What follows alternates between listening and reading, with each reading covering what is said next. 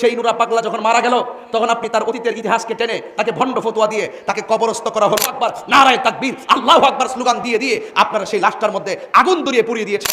আপনাদের জীবনে কোনোদিন দেখেছেন কোন কবর থেকে লাশ তুললা, মুসলমানের লাশ তুললা আগুন দা পুরাইছে? এমন ইতিহাস কি বাংলাদেশে হয়েছে? নিজেই বাচ্চা লইতো, লইয়া নিচে রাখতো, রাইকা দেখতাম যে বুকে পাড়া দিয়া কারইতো, কারই মানে বাচ্চাটা দিয়া। কবরের থেকে লাশ তুলে এনে পোড়ানো হচ্ছে। ইমাম মাহাদি দাবি করেছে ওই লোকটা কোরআন শরীফকে অবমাননা করেছে। এই ব্যাপারগুলি আন্তর্জাতিক সম্প্রদায়ের কাছে বিবেচ্য বিষয় নয়। হ্যাঁ, আজ রাতে ইমাম মেহেদী দিন পরিচালক সে বলেন এই কোনো মুখে যে আমি ইমাম মেহেদী। আসসালামু আলাইকুম প্রিয় দর্শক, এবার নুরা পাগলাকে কেন্দ্র করে বেরিয়ে এসেছে কিছু চাঞ্চল্যকর তথ্য। আদর্শিক শ্রোতা কি বলল তার ভাই এবং কি ধর্ম পালন করতেন তিনি, দেখতে পারবেন সম্পূর্ণ ভিডিওটি দেখলেই। দর্শক শ্রোতা, সম্পূর্ণ ভিডিওটির ভিতরে রয়েছে অনেক গুরুত্বপূর্ণ তথ্য, তাই বলছি সম্পূর্ণ ভিডিওটিকেও 1 সেকেন্ডের জন্যও স্কিপ করবেন না। এবং যারা এমন নিত্য নতুন আপডেট খবর দেখতে পছন্দ করেন তারা অবশ্যই চ্যানেলকে সাবস্ক্রাইব করে আমাদের সাথে থাকবেন। দর্শক শ্রোতা, তাই আর বেশি কথা না বাড়িয়ে চলুন বিস্তারিত ভিডিও দেখে আসি। কবরের থেকে লাশ তুলে এনে পোড়ানো হচ্ছে। ইমাম মাহাদি দাবি করেছে ওই লোকটা কোরআন শরীফকে অবমাননা করেছে। এই ব্যাপারগুলি আন্তর্জাতিক সম্প্রদায়ের কাছে বিবেচ্য বিষয় নয়। বিবেচ্য বিষয় হচ্ছে কবরের থেকে লাশ তুলে পোড়ানো হচ্ছে। আমরা দেখলাম যে একটা মানুষের ফাঁসি হয়েছে, তার লাশ গেছে, লাশের মধ্যে জুতা নিক্ষেপ করছে। দেখেন, আবার দেখলাম তাদের অনুসারীরা কি করলো, একটু 1 ডিগ্রি বাড়লো, চট্টগ্রামে এক মুক্তিযোদ্ধার কবরের মধ্যে অ্যাটাক করলো, অবশ্যই সেখান থেকে লাশ তুলতে পারেনি।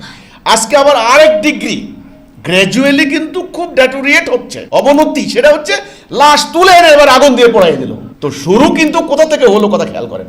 গতকাল রাজবাড়িতে ইমান আকিদা রক্ষা কমিটি নামের একটা ব্যানার থেকে প্রথমে সমাবেশের ডাক দেওয়া হয়েছিল জুমার নামাজের পরে। এর পরবর্তীতে সেই সমাবেশ থেকে মিছিল করতে করতে গিয়ে নুরুল হক নামের একজন ব্যক্তির কবরে হামলা করে, কবর ভেঙে দেয়, লাশ উঠিয়ে এনে সেটা প্রায় আধা মাইল দূরে নিয়ে গিয়ে সেটা পুড়িয়ে দেয়, যেটা নিয়ে ইতোমধ্যে জাতীয় বিভিন্ন পত্রপত্রিকা এবং সারা দেশ জুড়ে এটা নিয়ে কিন্তু আলোড়ন হয়েছে। এই যে এত বড় একটা ঘটনা ঘটলো এবং এটা মানে নজিরবিহীন একটা ঘটনা ঘটলো, এই ধরনের ঘটনাগুলো ইসলাম সম্পর্কে এবং বাংলাদেশ সম্পর্কে আন্তর্জাতিক অঙ্গনে বহির্বিশ্বে কী ধরনের বার্তা দিচ্ছে এবং এই বিষয়টাকে, এই ঘটনাটাকে আপনি কিভাবে দেখছেন? বিষয়টা আমার নজরে আসছে, আমি সোশ্যাল মিডিয়ার মাধ্যমে সঙ্গে সঙ্গে পেয়েছি। আমি রাত 12টা-1টা পর্যন্ত বিষয়গুলি নজর দিয়েছি, কোন মিডিয়ায় কিভাবে প্রচার করে। আর আজকে পত্রিকার মধ্যেও এই ঘটনাটা এসেছে। ঘটনা বাংলাদেশের সামাজিক, রাজনৈতিক, ধর্মীয় বাস্তবতায় খুবই অশনি সংকেত। এমনিতেই আন্তর্জাতিকভাবে বাংলাদেশকে নানানভাবে তুলে ধরার চেষ্টা করছে। এখানে উগ্রবাদের উত্থান ঘটছে, এখানে মৌলবাদের উত্থান ঘটছে, এখানে মব চলছে। যখন এই ঘটনাটা ঘটছে, পাশাপাশি 2টি খবর। একটা হলো ঢাকার কাকরাইলে জাতীয় পার্টির কার্যালয়ে হামলা, আগুন, এবং সেখানে ফায়ার সার্ভিস আগুন নিভাচ্ছে, পুলিশ তাদেরকে ছত্রভঙ্গ করার জন্য চেষ্টা করছে। ঠিক পাশাপাশি এই খবরটাও কিন্তু আসতেছে যে রাজবাড়ির গোয়ালন্দে সেখানে এক ব্যক্তির মাজারে, তার বাড়িতে হামলা হয়েছে, তার কবর থেকে লাশ তুলে এনে আগুন দেওয়া হয়েছে। এই যে ঘটনাগুলা বাংলাদেশের জন্য একটা অশনি সংকেত।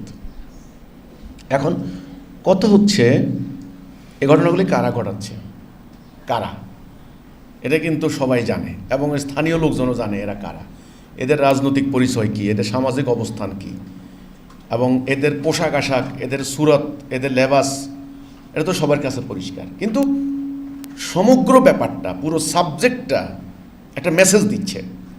মেসেজটা হচ্ছে বাংলাদেশ এক চরম অরাজকতার দেশ। বাংলাদেশের এখন বর্তমানে কারো নিরাপত্তা নাই। সবচেয়ে ভয়ঙ্কর কথা সেটা হলো কবরের থেকে লাশ তুলে এনে পোড়ানো হচ্ছে। এখন এটা ওই লোকটা কি ইমাম মাহাদি দাবি করেছে ওই লোকটা কোরআন শরীফকে অবমাননা করেছে। এই ব্যাপারগুলি আন্তর্জাতিক সম্প্রদায়ের কাছে বিবেচ্য বিষয় নয়। বিবেচ্য বিষয় হচ্ছে কবরের থেকে লাশ তুলে পোড়ানো হচ্ছে। এই হচ্ছে ঘটনাটা। আমরা জানি যে জাহিলি যুগের যখন কাহিনীগুলি আমরা পড়ি হাদিসে বা ইতিহাসের মধ্যে, তখন আমরা জানি আরবের এই সমাজটা এরকম ছিল। শত্রুতা এমনভাবে করত, তাদের প্রতিপক্ষকে হত্যা করার পরে তাদের বংশের যে লাশ সেখানে তুলে এনে হাড্ডি গুড্ডি পর্যন্ত তারা, হাড়গোড় পর্যন্ত তারা পুড়িয়ে দিত আগুন দিয়ে। তো এটা কিন্তু এখন শুরু হয়েছে বাংলাদেশে। আমরা জানি এর আগেও কিন্তু চট্টগ্রামে ওই যে একজন মুক্তিযোদ্ধা, ওনার কবরে কিন্তু হামলা হয়েছে, কবর ভাঙচুর হয়েছে। আবার দেখা যাচ্ছে আমরা দেখেছি যুদ্ধাপরাধীদের দায় যাদেরকে ফাঁসি হয়েছে, এদের লাশ যখন এলাকায় গেছে সেখানেও তাদের লাশের উপরে জুতা নিক্ষেপ করা হয়েছে। আপনারা দেখেননি এগুলি? তো এগুলি কিন্তু ধারাবাহিকতা। আজকে কবর থেকে পোড়ানো হচ্ছে। আমরা দেখলাম যে একটা মানুষের ফাঁসি হয়েছে, তার লাশ গেছে, লাশের মধ্যে জুতা নিক্ষেপ করছে, দেখেন। আচ্ছা, এবার আসেন, আবার দেখলাম তাদের অনুসারীরা কি করলো, একটু 1 ডিগ্রি বাড়লো, চট্টগ্রামে এক মুক্তিযোদ্ধার কবরের মধ্যে অ্যাটাক করলো, অবশ্যই সেখান থেকে লাশ তুলতে পারেনি। আজকে আবার আরেক ডিগ্রি গ্র্যাজুয়ালি কিন্তু খুব ডেটোরিয়েট হচ্ছে, অবনতি, সেটা হচ্ছে লাশ তুলে এনে এবার আগুন দিয়ে পোড়াই দিল। তো শুরু কিন্তু কোথা থেকে হলো কথা খেয়াল করেন। এভাবেই তো ইবলিস এভাবেই করে। এই শত্রুতা, এই যে জিজ্ঞাসা, এই যে ক্রোধ, উন্মত্ত জনতার এই যে উশৃঙ্খল আচরণ, বেআইনি আচরণ, এগুলি কারা ঘটাচ্ছে? এগুলির নাম দিছে মব। মবের কোনো বিচার নাই, এটার নাম গণপিটুনি। গণপিটুনিতে মারা গেছে, কোনো বিচার নাই। শুনলাম এই ঘটনায় নাকি আসামি বানাইছে প্রায় 3,500 লোকের। তো আসামি এখন বাণিজ্য হবে, এখন হবে মামলা বাণিজ্য। দেখবেন যে ওই এলাকা শেষ, আর পুরুষ নাই, আর পুরুষ শূন্য হয়ে গেছে। কিন্তু ঘটনা কারা ঘটাইলো, কে ঘটাইলো, সবার কাছে পরিষ্কার। বাংলাদেশে যারা ধর্মকে নিয়ে স্বার্থ উদ্ধার করে, ধর্মকে নিয়ে রাজনীতি করে, এদের এই আশ্রয় প্রশ্রয় এরা এই ঘটনাগুলি ঘটায় শুরুতেই। কারণ একটা জায়গায় হুট করে এলাকার গ্রামবাসী একত্রিত হয়ে কবর থেকে লাশ তোলার মতো এত বড় প্ল্যান তারা করতে পারে না। এগুলি পরিকল্পনার অংশ, মহাপরিকল্পনার অংশ, এগুলি তারা ঘটায়। এখন আপনি যে প্রশ্ন করলেন যে আন্তর্জাতিকভাবে এর মেসেজ অত্যন্ত ভয়ঙ্কর যাবে এবং যাচ্ছে, যে বাংলাদেশে একটা উগ্রবাদের উত্থান ঘটছে, বাংলাদেশে একটা মব কালচার হচ্ছে, বাংলাদেশের কোনো মানুষের নিরাপত্তা নাই, ভিন্ন মতের ভিন্ন ধর্মের মানুষের কোনো নিরাপত্তা নাই, সিকিউরিটি নাই, এখানে সংখ্যালঘু যারা তাদের জানমালের কোনো নিরাপত্তা নাই। তো এটা যদি ক্রমাগতভাবে আন্তর্জাতিক অঙ্গনে প্রসারিত হইতে থাকে তাহলে খুব খারাপ একটা পরিস্থিতি হবে। বাংলাদেশ সম্পর্কে যে কোনো স্টেপ তারা নিতে পারে। আর আমাদের ভেতরেও কিন্তু নিরাপত্তাহীনতা চরম আকার ধারণ করবে। এখন এক্ষেত্রে ইসলামের কি নীতি, ইসলামের কি নীতি? আমার কথা এখানে বলতে গেলে অন্য সাবজেক্ট চলে আসে। যদি কেউ ইসলাম পরিপন্থী কোনো কিছু করে থাকে তাহলে এইভাবে যদি জনতা বিচার করে, আজকে দেখলাম ফেসবুকে অনেকে আলহামদুলিল্লাহ বলে যে আলহামদুলিল্লাহ ঠিক কাজ হয়েছে, ওই বেটা ভণ্ড, ওই বেটা নিজের ইমাম মাহাদি দাবি করছে, ওই বেটা কোরআন শরীফের বলছে ভোজ পাতা, এই ধরনের কথাবার্তা বলে এই যে এই কাজগুলিকে সাপোর্ট যারা দিচ্ছেন, আমি বলি এটার বলি কিন্তু পরস্পর সবাই হবে। তাহলে এক ফেরকা আরেক ফেরকারে যখন দমন করতে যাবে তখন কিন্তু এইভাবেই কিন্তু শুরু হবে। প্রথমে বাড়িঘরে আগুন দিবে, লুটপাট করবে, জবাই করবে, তারপরে দিয়ে লাশ কবর থেকে তুলে এনে এবার লাশ পোড়ানো হবে, লাশকে পিটানো হবে। এই যে উন্মাদনা, এটা তো কোনো বিচারের কথা হলো না। তো আল্লাহ দেওয়া প্রকৃত ইসলাম যদি থাকতো তাহলে এ ধরনের হতো না। প্রকৃত ইসলাম থাকলে সেখানে একটা অথরিটি থাকতো, একটা কর্তৃপক্ষ থাকতো, কর্তৃপক্ষ বিচার করতেন, জাজমেন্ট করতেন, সেখানে ন্যায়সঙ্গতভাবে যেটা উচ্ছেদের প্রয়োজন হয় সরকার ক্ষমতা বলে তাদেরকে নোটিশ দিতেন, তারা হয় সংশোধন হইতো না তওবা করত, না তাদের স্থাপনা উঠেই ফেলতো, রাষ্ট্রের অনুকূলে সেটা সার্বজনীন কল্যাণে আইনসম্মতভাবে যেটা হয়তো বিচারিক প্রক্রিয়ায়। এখন তো সেটা কোনো কিছু হচ্ছে না, এখন হচ্ছে মব। তো এটাকে যারা প্রমোট করছে, যারা বাহাবা দিচ্ছেন, এটা অশনি সংকেত, কারোর জন্য কল্যাণকর নয়। যুদ্ধ অপরাধীদের দায়ে একটা মানুষকে যখন বিচার হয়ে গেল, তার লাশটা যাচ্ছে গ্রামের বাড়িতে, নামানোর সাথে সাথে লাশের উপরে জুতা মারা হচ্ছে। এই ঘটনাটা অনেকে বাহাবা করেছেন। আচ্ছা, তারপরের ঘটনা কি? তাদের প্রতিপক্ষ এইবার যখন 5 তারিখের রাজনৈতিক ঘটনার পরে পরিবর্তন ঘটলো, এক মুক্তিযোদ্ধার কবর ভাঙা শুরু হলো। দেখেন এইবার ঘটনার পরম্পরা কি করলো, এবার আরেক ব্যাটারে ইমাম মাহাদি দাবি করতেছে তার লাশ পোড়ায় ফেলানো হইলো। তো এইভাবেই তো চলবে। সুন্নি পোড়াবে শিয়াকে, শিয়া পোড়াবে আহলে হাদিসকে, আহলে সুন্নাতে ওয়াল জামাত, এইভাবে তো হবে। এটা কি ইসলাম? এটা কি আল্লাহর কত নীতি হতে পারে? মানে নির্দোষ মানুষ মারা যাবে, এটা কি আল্লাহর নীতি হতে পারে? আমি ওই লোকের কথা বলছি না। পরবর্তীতে গন্ডগোলে যদি কোনো মানুষ মারা যায় তাহলে তাদের কথা কি হবে? নিজেই বাচ্চা লইতো, লইয়া নিচে রাখতো রাইকা, দেখতাম যে বুকে পাড়া দিয়া কারইতো, কারই মানে বাচ্চাটা দিয়া দিত। মানে বাচ্চার বুকের উপরে পাড়া দিয়ে দাঁড়াতেন? হ্যাঁ, আমি তো তারা ল্যাংটা বাবার দরবারে দেখছি, খুব ভালোই সে ছিল, ভালো। অনেক মানুষ তার কাছে আইতো। এটা পাগলের লাশ কবর থেকে ওঠে পোড়া দেওয়া, এটা বাবা জাহান্নাম ছাড়া কোনো কিছু না। চরম খাস কারাম করছে, এটা ঠিক না। উনি যে পড়ছে একমাত্র বিচার করে মালিক উপরে আল্লাহ, এছাড়া কেউই না। আর আপনার যদি আমরা জনগণ যদি আমরা ভালোবাসা থাকি, একমাত্র উপরে আল্লাহই জানে কারে কতটুকু ভালোবাসছেন না কি, আর উনি জানে, আর শাহ আলী বুগদাদি জানে। এছাড়া আমরা এর দূরই জানি, যা দেখছি তে দূরই বলবো, এই বেশি কিছু করতে পারবো না। ছোট ছোট বাচ্চা লই আইতো, আনলে সে ফুপা দিয়া দিত, বাচ্চার মার করলে আবার মার করলে ফিরে দিত। নিজেই বাচ্চা লইতো, লইয়া নিচে রাখতো রাইকা, দেখতাম যে বুকে পাড়া দিয়া কারইতো, কারই মানে বাচ্চাটা দিয়া দিত। মানে বাচ্চার বুকের উপরে পাড়া দিয়ে দাঁড়াতেন? হ্যাঁ, এটা কি আপনি নিজের চোখে দেখেছেন? আমি নিজের চোখেই দেখছি।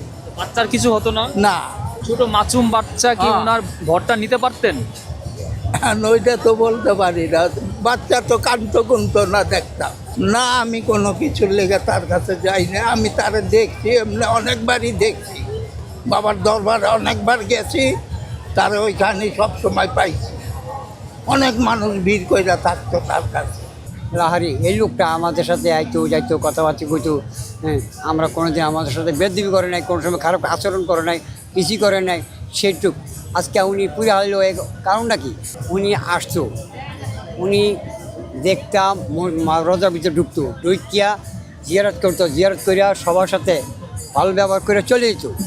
উনি আমরা খারাপ দেখি নাই, একমাত্র উপরে আল্লাহ জানে, আমরা জানি না। উনি খারাপ না বলো, আমার কাছে ভালো, শালি কাছে ভালো না মন্দ শালি জানে। আমি একটু সময় যেটুকু আমি জানি, যেটুকু আমি দেখছি, এদিন আমি বলতে পারি উনি খারাপ না ভালো, একমাত্র উপরে আল্লাহ জানে, আমি জানি না। আর হ্যাঁ, কী অপরাধ করছে আল্লাহ, এমন তো কোনো হ্যাঁ অপরাধ করে নেই। কোনো মসজিদে ইয়া, মাদ্রাসা ইয়া, মাজারে ইয়া, মন্দিরে ইয়া, কোনো জায়গায় কিছু করে নাই। তাই আজকে উনি পড়লো কী কারণে? একমাত্র আল্লাহ, তুমি জানো, তুমি অন্তর্যামী, তুমি জানো, আমরা জানি না।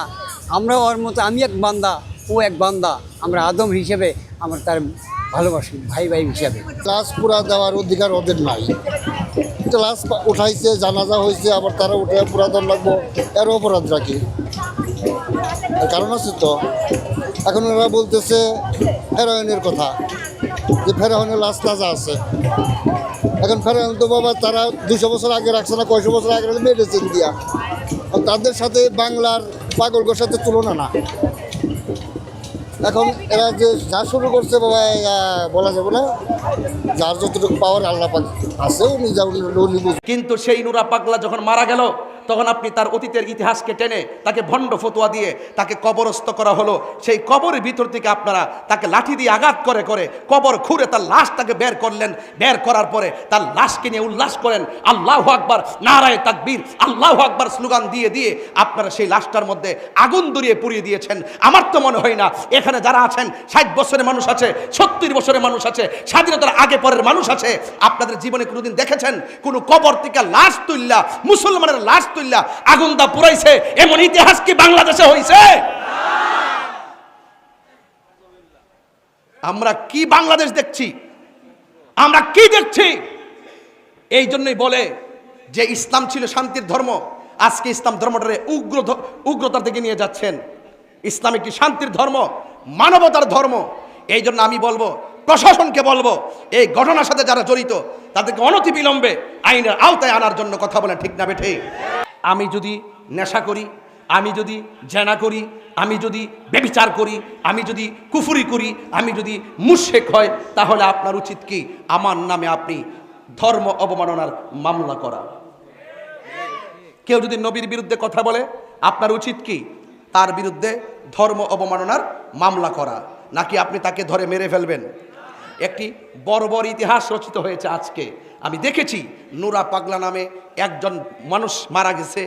যদি তার জীবনে অন্যায় করে থাকে, তার জীবনে যদি শিরিক করে থাকে, তার জীবনে যদি ভণ্ডামি করে থাকে, তার জীবনে যদি কোনো ধরনের কুফরি করে থাকে, শরীয়ত বহির্ভূত করে থাকে, সে যদি একদিন করে থাকে, 1 মাস করে থাকে, আপনি মুসলমান হিসেবে দরকার ছিল বাংলাদেশের প্রচলিত আইনে তার বিরুদ্ধে ধর্ম অবমাননার মামলা করে তাকে গ্রেফতার করানোর কথা বলেন, ঠিক কিনা? কিন্তু সেই নুরা পাগলা যখন মারা গেল, তখন আপনি তার অতীতের ইতিহাসকে টেনে তাকে ভণ্ড ফতোয়া দিয়ে তাকে কবরস্থ করা হলো। সেই কবরের ভিতর থেকে আপনারা তাকে লাঠি দিয়ে আঘাত করে করে কবর খুঁড়ে তার লাশটাকে বের করলেন। বের করার পরে তার লাশকে নিয়ে উল্লাস করেন, আল্লাহু আকবার, নারায়ে তাকবীর, আল্লাহু আকবার স্লোগান দিয়ে দিয়ে আপনারা সেই লাশটার মধ্যে আগুন ধরিয়ে পুড়িয়ে দিয়েছেন। আমার তো মনে হয় না এখানে যারা আছেন 60 বছরের মানুষ আছে, 70 বছরের মানুষ আছে, স্বাধীনতার আগে পরের মানুষ আছে, আপনাদের জীবনে কোনোদিন দেখেছেন কোনো কবর থেকে লাশ তুললা, মুসলমানের লাশ তুললা আগুন দা পুরাইছে? এমন ইতিহাস কি বাংলাদেশে হইছে? আমরা কি বাংলাদেশ দেখছি? আমরা কি দেখছি? এই জন্যই বলে যে ইসলাম ছিল শান্তির ধর্ম, আজকে ইসলাম ধর্মটারে উগ্রতার দিকে নিয়ে যাচ্ছেন। ইসলাম একটি শান্তির ধর্ম, মানবতার ধর্ম। এই জন্য আমি বলবো, প্রশাসনকে বলবো, এই ঘটনার সাথে যারা জড়িত তাদেরকে অনতিবিলম্বে আইনের আওতায় আনার জন্য কথা বলেন, ঠিক না বেঠে? আজকে আপনি কোন ব্যক্তি ভণ্ড, কে ভালো মন্দ যুক্ত যখন মারা যায় তখন সেটা আল্লাহর হাতে ছেড়ে দিতে হয়, কথা বলেন, ঠিক না বেঠি? আপনি বলুন তো, একটা মানুষ মারা যাওয়ার পরে কবর থেকে উঠায় আগুন ধরানো কি ইসলাম অ্যালাউ করে? কথা বলে অ্যালাউ করে? সে মারা গেছে, সে যদি ভণ্ড হয়, সে যদি প্রতারক হয়, সে যদি জাহান্নামী হয়, জান্নাতি হোক বা জাহান্নামী হোক, এটার ফায়সালা আল্লাহ করবেন। তুমি কবর থেকে উঠাইয়া তার গায়ে আগুন ধরাইছো, তুমি কয় নম্বর তুমি জানো নি? কথা বলেন, ঠিক না বেটি? বেশি বেশি আল্লাহ আকবার স্লোগান দিলে কি মুমিন হওয়া যায়? মুমিন হইতে গেলে নবীর মোহব্বত লাগে, কথা বলেন, ঠিক না বেটি? এই জন্যই আপনাদেরকে অনেক সময় ধর্ম ব্যবসায়ী বলে, এই জন্য আপনাদেরকে উগ্রবাদী বলে, এই জন্য আপনাদেরকে জঙ্গিবাদী বলে, এই জন্য আপনাদের প্রতি মানুষের আস্থা বিশ্বাস দিনে দিনে উঠে যাচ্ছে, সত্যিকার ইসলামটা কলঙ্কিত হচ্ছে, কথা বলেন, ঠিক না বেটি? যারা এই ঘটনার সাথে জড়িত অনতি বিলম্বে তাদেরকে আইনের আওতায় আনতে হবে, কথা বলেন, ঠিক না বেটি? আমরা দেখেছি বিগত 24 সালের 5 আগস্টের পরে আমাদের 90টা মাজারের মধ্যে আগুন ধরে দেওয়া হয়েছে। ওই দিন থেকে যদি সরকার তাদের লাগাম টেনে ধরতো, আজকে কবরের ভিতর থেকে লাশ টেনে আগুন ধরাই দিত না, কথা বলেন, ঠিক কিনা বলেন? আমাদের 95টা মাজারের মধ্যে আগুন লাগাই দেওয়া হয়েছে। এই দেশে ইসলাম এনেছেন আল্লাহর ওলিগণ, এই দেশে শান্তির বার্তা ঘরে ঘরে পৌঁছে দিয়েছেন আল্লাহর ওলিগণ। সেই আল্লাহর ওলির মাজার যখন আগুন লাগাই দিয়েছেন, বুঝতে হবে আপনারা ইবনু আব্দুল ওয়াহাব নজদির এজেন্ডা এই দেশে বাস্তবায়ন করতে চান, কথা বলেন, ঠিক কিনা? আহলে সুন্নাত ওয়াল জামাত এগুলো বরদাস্ত করবে না। শান্তিতে কথা বলি, ভদ্রভাবে কথা বলি, খানকায় বসে আমরা মুরাকাবা মুশাহাদা করি, আমাদেরকে রাজপথে নামতে বাধ্য করবেন না, বলে দিলাম, ঠিক কিনা বলেন? এই জন্য ইন্টারিম গভর্নমেন্টকে বলবো, অনতি বিলম্বে সেই উগ্রবাদীদেরকে আইনের আওতায় আনা হোক। আমি আশা করব সকল ধর্মবর্ণ যত দলের লোক আছেন প্রত্যেককে বলবো এই ঘটনার তীব্র নিন্দা জানানোর জন্য, কথা বলে, ঠিক না বেঠে? এটা অত্যন্ত দুঃখজনক। এই জন্য আপনারা ভৈরববাসী শান্তিতে আছেন, এই শান্তির বার্তা ছড়িয়ে দিবেন। আপনাদের মাঝে উগ্রতা নাই, নিন্দা নাই, হিংসা নাই এবং গীবত নাই, ঐক্যবদ্ধ থাকবেন। দেখবেন রাসূল পাকের আদর্শ যদি হৃদয়ে লালন করেন, দেখবেন ইনশাআল্লাহ এই সমাজ শান্তির সমাজ হয়ে যাবে, কথা বলেন, ঠিক কিনা? তো আমার নবী দুনিয়াতে এসেছেন হেদায়েতের নূর নিয়ে, কথা বলেন না? আমার নবী এসেছেন অন্ধকার ঘর আলোকিত করার জন্য। আমার নবী দুনিয়াতে এসেছেন অন্ধকার হৃদয়কে আলোকিত করার জন্য। সেই জন্য আমি আপনাদেরকে অনুরোধ করব, রাসূল পাক যা নিয়ে এসেছেন তা আমাদেরকে গ্রহণ করতে হবে। এখন বলুন, আমার নবী কি নামাজের পক্ষে না বিপক্ষে? আরো বড় করে বলুন, পক্ষে। এখন নামাজ আপনি পড়তে যান না, এই জন্য আমরা কি গিয়ে আপনার ঘরে আগুন লাগাই দিব? কথা কন না কেন? আপনার কাজ হলো দাওয়াত দেওয়া, মানা না মানা তার ব্যাপার। একবার অন্যায় করে যা কিছু করে তার বিচার আল্লাহ করবেন। আপনার যদি গায়ে লাগতো তাহলে আপনি তার বিরুদ্ধে অ্যাকশন নেন, আইনি পদক্ষেপ নিতে পারতেন। কিন্তু আমার মনে হয় এই সংস্কৃতিটা ভালো সংস্কৃতি না। আজকে হয়তো বা আপনি কাউকে তুলে আগুন ধরাই দিবেন, আরেকদিন এমনও তো হতে পারে আপনাকে তুলে হাড্ডি সহকারে গাঙ্গে বাসায় দিতে পারে। তাহলে কি সংস্কৃতি আপনি দেখাচ্ছেন? এটার নাম ইসলাম না। এইরকম আচরণ ইসলাম অ্যালাউ করে না। আল্লাহ আমাদের সকলকে বোঝার তৌফিক দান করুক, আমিন কর। আরো বড় করে বলেন আমিন। যাই হোক বাবার আমার, সময় 2:30 পর্যন্ত, এর ভিতরে আমি ওয়াজ গুছাবো। যা বলতেছি আমার প্রয়োজনের পরিপ্রেক্ষিতে বলতেছি, ঘটনা টান দিলে আপনারা বুঝবেন না। এই জন্য বলবো, আমার রাসূল আজকে রাত্রে দুনিয়াতে এসেছেন, এই রাত্রটার দাম কম না বেশি? মা আমেনা কয়, মা আমেনা বলেন আমি তো শুনতেছি অনেক মাস ধইরা নবী আমার মাঝে আছে।